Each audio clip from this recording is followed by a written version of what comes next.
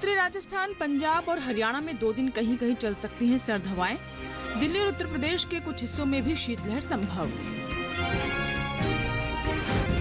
2 दिन बिहार के कुछ हिस्सों में घने कोहरे के साथ बनी रहेगी ठिठुरन। तो आज ओडिशा में कुछ जगह घना कोहरा छाने के आसार। 21 जनवरी तक उत्तर पश्चिम भारत में सामान्य से 2 से 4 डिग्री तक गिर सकता है न्यूनतम पारा। मध्य भारत में भी पारे में गिरावट संभव। नमस्कार, स्वागत है आपका मौसम खबर में। आपके साथ मैं हूं अंजू सिंह।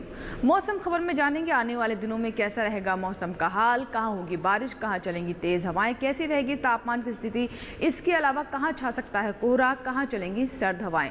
साथ ही आपको देंगे कृषि सलाह भी। तो चलिए शुरुआत करते हैं मौसम खबर की खास खबरों के साथ। उत्तरी राजस्थान, पंजाब और हरियाणा में 2 दिन कहीं कहीं शीतलहर चलने का अनुमान। 2 दिन दिल्ली और उत्तर प्रदेश के कुछ हिस्सों में भी चल सकती हैं सर्द हवाएं। 2 दिन पंजाब, हरियाणा, दिल्ली और उत्तर प्रदेश में कुछ जगह सर्द रहेगा दिन का मौसम।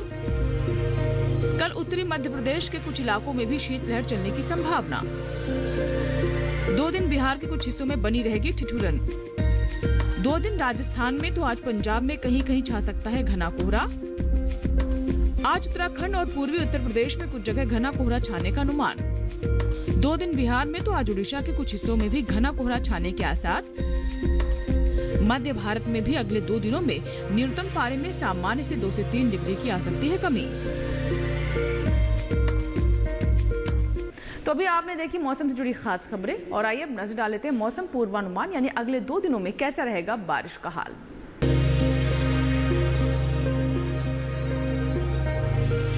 मौसम विज्ञान विभाग के मुताबिक जम्मू कश्मीर और लद्दाख समेत हिमाचल और उत्तराखंड में इस समय बारिश का अनुमान नहीं है। पंजाब, हरियाणा और दिल्ली में भी बारिश के आसार कम हैं। पूर्वी और पश्चिमी राजस्थान में 2 दिन बारिश की संभावना नहीं है। इसके अलावा पूर्वी और पश्चिमी उत्तर प्रदेश में भी इस समय बारिश का अनुमान नहीं है। पूर्वी राज्यों में बिहार और झारखंड में 2 दिन बारिश के लिहाज से मौसम साफ रह सकता है। ओडिशा और गांगे पश्चिम बंगाल में भी फिलहाल बारिश का अनुमान नहीं है। हालांकि उप हिमालय पश्चिम बंगाल समेत सिक्किम में 2 दिन कुछ जगह बारिश हो सकती है। अरुणाचल प्रदेश में कई जगहों पर बारिश का अनुमान है। 2 दिन असम और मेघालय समेत नागालैंड, मणिपुर, मिजोरम और त्रिपुरा में कहीं कहीं बारिश के आसार हैं। पूर्वी और पश्चिमी मध्य प्रदेश समेत छत्तीसगढ़ में इस समय बारिश के लिहाज से मौसम साफ रहेगा। गुजरात समेत सौराष्ट्र और कच्छ में भी फिलहाल बारिश के आसार नहीं है। मध्य महाराष्ट्र, मराठवाड़ा और विदर्भ में इस समय बारिश की संभावना नहीं है। कोंकण और गोवा में भी अगले कुछ दिन बारिश के आसार नहीं है। दक्षिण भारत की बात करें तो यहाँ तटीय आंध्र प्रदेश, तेलंगाना और रायलसीमा में इस समय बारिश का अनुमान नहीं है। वहीं तमिलनाडु और पुडुचेरी में कल हल्की बारिश हो सकती है, जबकि केरल समेत तटीय और आंतरिक कर्नाटक में बारिश के आसार नहीं है। तो भी आपने देखी मौसम पूर्वानुमान से जुड़ी हमारी ये रिपोर्ट और आइए बात कर लेते हैं मौसम के चाल की, यानी पिछले 24 घंटों में कैसा रहा मौसम का हाल। अंडमान निकोबार द्वीप समूह में कहीं कहीं हुई बारिश। पंजाब और पूर्वी उत्तर प्रदेश में कहीं कहीं चली सर्द हवाएं। पश्चिमी राजस्थान और बिहार में कुछ जगह बनी रही ठिठुरन। पश्चिमी राजस्थान, दिल्ली और उत्तर प्रदेश में कहीं कहीं छाया कोहरा। तो अभी हमने आपको विस्तार से बताया पिछले 24 घंटों में मौसम की चाल के बारे में। आइए अब नजर डाल लेते हैं देश के अलग अलग हिस्सों में कैसा रहा तापमान। सबसे पहले नजर अधिकतम तापमान पर। जम्मू कश्मीर और लद्दाख में ज्यादा जगहों पर अधिकतम पारा सामान्य से 3 से 5 डिग्री ज्यादा रहा। गिलगित बल्तिस्तान और मुजफ्फराबाद में भी अधिकतर जगह पारा सामान्य से 3 से 5 डिग्री ऊपर रहा। उत्तराखंड में अनेक जगह तो हिमाचल के कुछ हिस्सों में तापमान सामान्य से 3 से 5 डिग्री ऊपर मापा गया।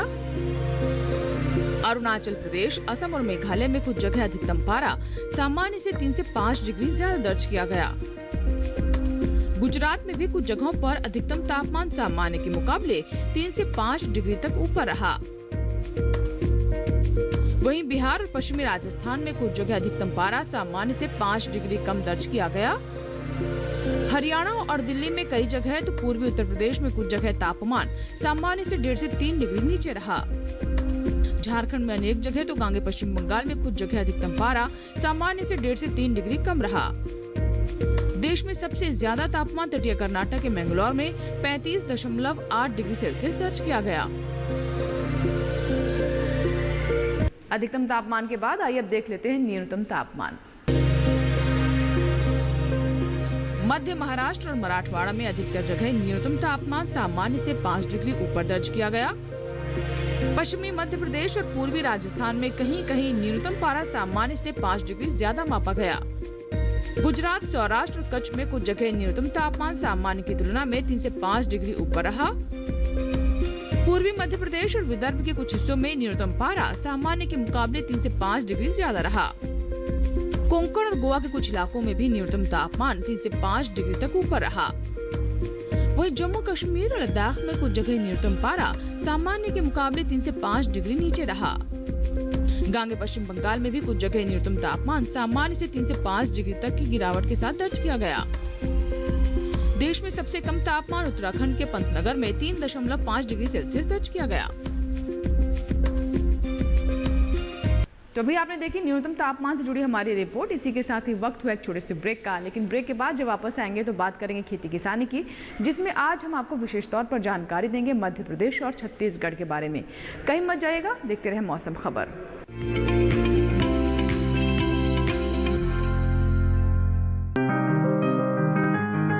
बीमारियों से कैसे बचेगी फसल, मवेशियों की मुश्किलों का क्या है हल, कहां से लाएं बीज, कितनी लगेगी खाद, किसानों के हर फोन का विशेषज्ञ देंगे जवाब। देखिए हेलो किसान लाइव सोमवार से शुक्रवार शाम 6 बजे।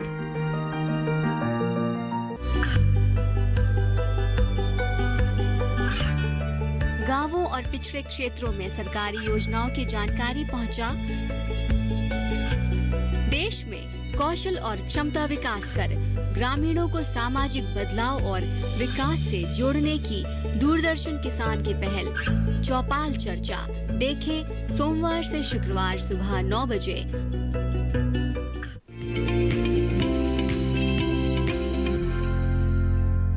ब्रेक के बाद मौसम खबर में एक बार फिर आपका स्वागत है और अब बात करते हैं खेती किसानी की। ये मौसम बहुत सी जगहों पर सिंचाई और बुआई के लिहाज से अनुकूल है। ऐसे में हमारे किसान अगर विशेषज्ञों की सलाह से फसलों का चुनाव करें तो अच्छी फसल ले सकते हैं। तो कौन कौन सी खास बातें हैं जिसका ध्यान रखना जरूरी है, आज विशेष तौर से हम बात करेंगे मध्य प्रदेश और छत्तीसगढ़ के किसानों की। देखते हैं विशेषज्ञों की राय पर आधारित हमारी ये रिपोर्ट खेती किसानी में।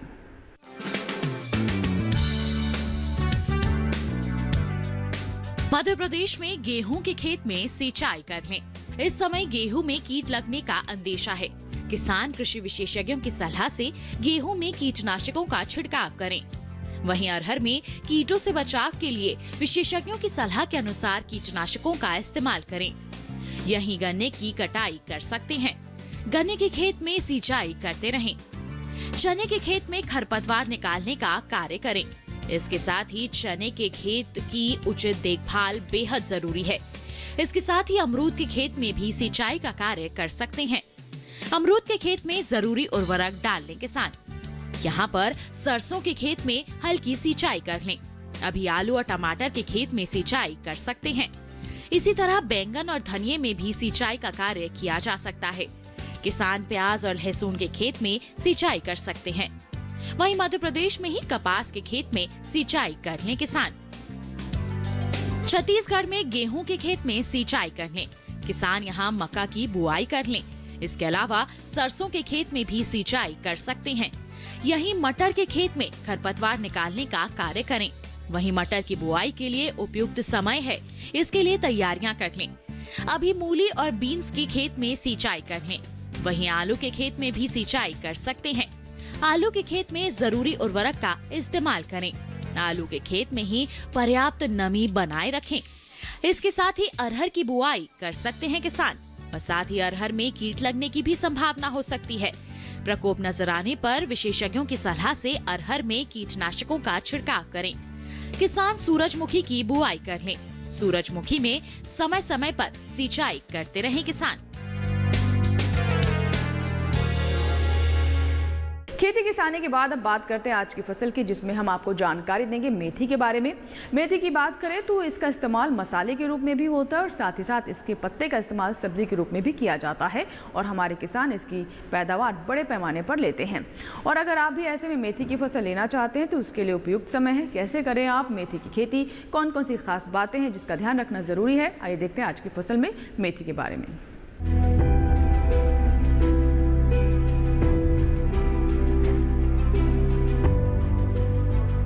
मेथी के लिए बहुत अधिक पानी की जरूरत नहीं होती। यही वजह है कि इसकी खेती ज्यादा बारिश वाले इलाकों में कम ही की जाती है।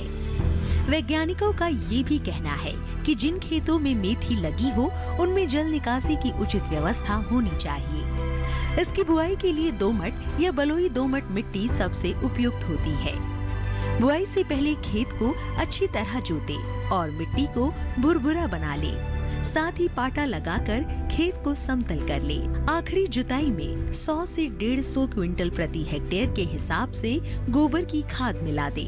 मेथी की बुआई में 1 हेक्टेयर जमीन पर 20 से 25 किलो तक बीज लगते हैं। बोने से पहले बीजोपचार भी जरूरी है। खरपतवार नियंत्रण के लिए बुआई के 25 से 30 दिन बाद पहली और 2 महीने बाद दूसरी निराई गुड़ाई करें। अगर आपके खेत में ज्यादा खरपतवार उगते हो तो बुआई के 1-2 दिन के भीतर ही विशेषज्ञों की सलाह पर उचित दवाओं का छिड़काव करें। ऐसा करने से खरपतवार जमते नहीं हैं। जहां तक बीमारियों का सवाल है तो मेथी में उकठा रोग, पाउडरी मिल्ड्यू यानी चूर्निल आसिता रोग हो सकता है। इसे ग्रामीण भाषा में दहिया भी कहा जाता है। इसके अलावा मेथी को डाउनी मिल्ड्यू यानी मृदोरोमिल आसिता और पत्ती पर धब्बा रोग लगने की आशंका रहती है। इन पर बीजोपचार के जरिए ही नियंत्रण हो जाता है। सब्जी के लिए उगाई गई मेथी की 4-5 बार कटाई होती है, जबकि बीज के लिए उगाई गई मेथी की पत्ती को 2 से 3 बार ही काटते हैं। बीज के लिए फसल मार्च में पककर तैयार हो जाती है। 1 हेक्टेयर में 90 से 100 क्विंटल तक सब्जी ली जा सकती है, जबकि बीज वाली मेथी से 15 से 20 क्विंटल सब्जी और 12 से 15 क्विंटल तक दाना लिया जा सकता है।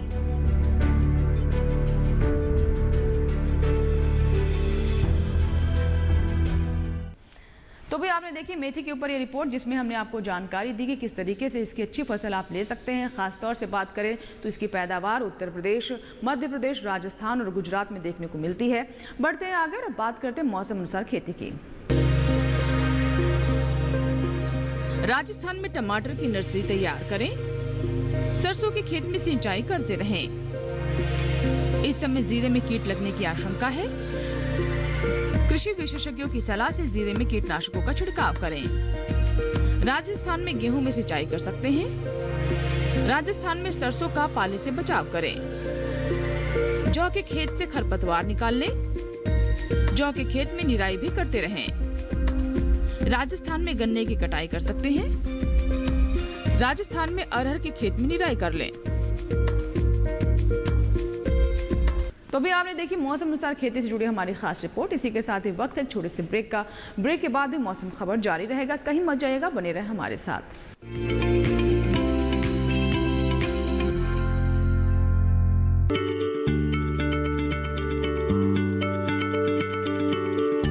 क्या आप किसी बीमारी से परेशान हैं? चाहते हैं डॉक्टर की सलाह? तो हम हैं आपके साथ। बताएंगे आपको जीने की राह। समस्याएं आपकी, समाधान देश के मशहूर विशेषज्ञों के। घर बैठे बात करें देश के जाने माने डॉक्टरों से। हमारे लाइव प्रोग्राम स्वस्थ किसान में हर शनिवार शाम 6 बजे से 7 बजे तक। ये कामयाबी है अन्नदाता की। ये कहानी है खेत और खलिहानों की। कैसे करें अपने पशुओं की देखभाल, जानिए गांव-गांव के किसानों का हाल। देखिए गांव किसान सोमवार से शुक्रवार दोपहर 12 बजे सिर्फ डीडी किसान पर।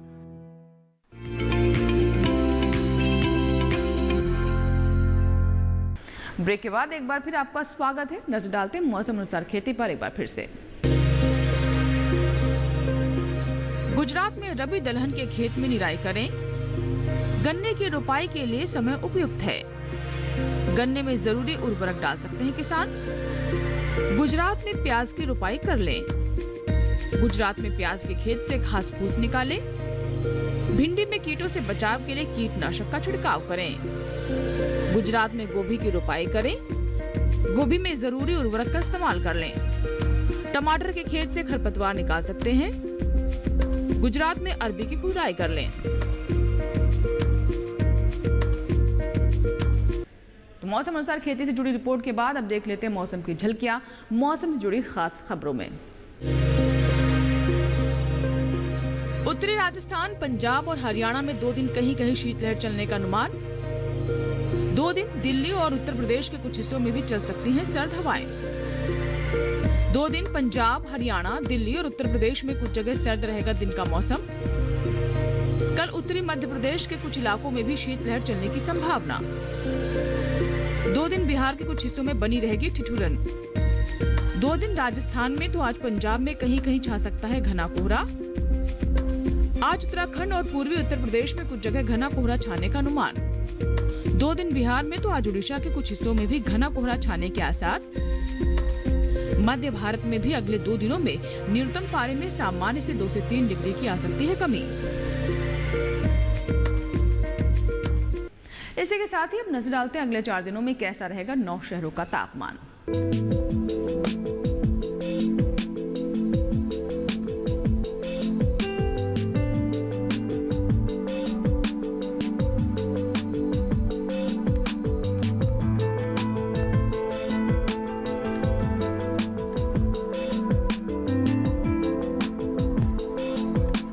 इसी के साथ ही मौसम खबर में फिलहाल इतना ही। उम्मीद करते हैं कि मौसम खबर से हमारे किसानों को मदद मिल रही होगी। मौसम का ताज़ा हाल और कृषि सलाह लेकर फिर होंगे हाजिर। आप बने रहें दूरदर्शन किसान के साथ। नमस्कार।